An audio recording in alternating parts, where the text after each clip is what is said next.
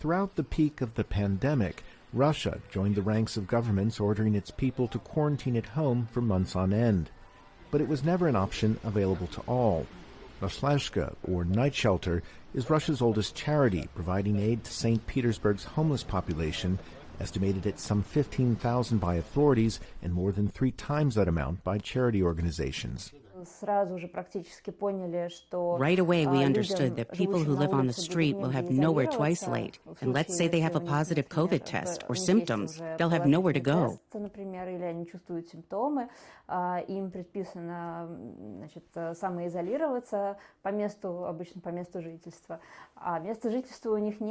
Nowhere to go because many lack the official documentation, such as a passport, necessary to reclaim their lives. Meanwhile, aid groups like Noshlazhka found their traditional work, like offering meals and beds, further hampered by pandemic conditions and lockdown rules.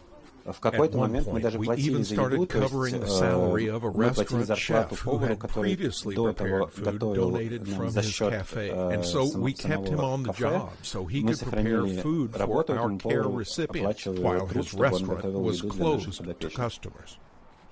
Andrei, who says he was cheated out of his salary after moving to St. Petersburg for work, a common story that complicates the stigma of Russian homelessness as primarily a cause of drug or alcohol abuse.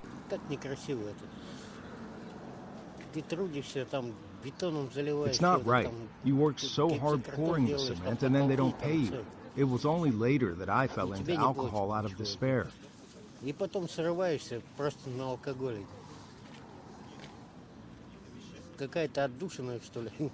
Andrei and others say the economic downturn during the pandemic has left them with few alternatives to scrape out a living and fearing life on the street more than the virus. I looked at vacancies at the employment agency and there's almost nothing. You look at those newspapers advertising jobs and there's only one. These are stories of hard times with few easy solutions, but also of communities coming together. Despite growing government suspicion of Russia's NGOs, Noshlazhka's ranks of volunteers and donations have swelled during the pandemic.